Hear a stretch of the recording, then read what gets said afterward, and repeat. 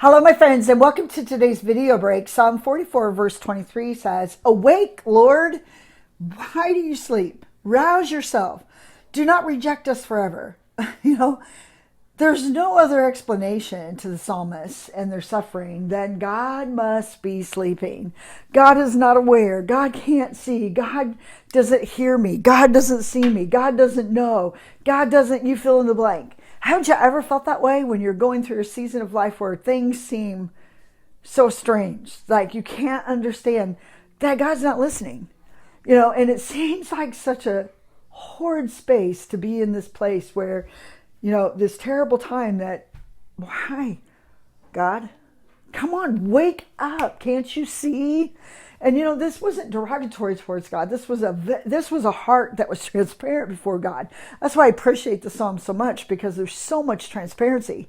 It didn't pretend like everything was okay and then pretend like God was doing something. He was flat out saying, I'm suffering and you're allowing me to go through it and you're not even paying any attention to me. To me, friends, I think God can handle more of that than us putting this mask on. Yes, everything is okay. And yes, it's but knowing that there's so much distance, that you feel so much distance, why don't we step into each other's lives like that, and say, okay, I don't feel like God's listening to me at all. I don't even feel like he's awake. I don't even feel like he can hear me. And meet each other in that place and meet God in that place where you're thinking, can you hear the desperation in this psalm? And those desperate emotions, those desperate ways that we're experiencing God are the very ways that we can meet God. It isn't pretending, it isn't masking, it isn't suffocating, pushing it down, it'll go away. No, it's dealing with those very issues head on with God that God can take care of. And so it's amazing to me, the doubt in this passage, because I know every single one of us have probably gone through seasons of doubt. But in the season of doubt, can I say something, friend? You are not alone. And I know that you're thinking, but you don't know my situation. I feel just like the psalmist does. I know, but I'm going to share some truth, because he says, never will I leave you, never will I forsake you.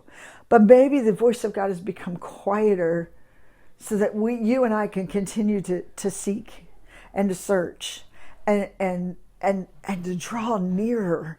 When I sense there's a problem in a relationship, everything in me wants to draw nearer to find out what's going on. Let's talk about this. Let's uncover some things that may be going on that I can't see. And to me, that's exactly where you and God are.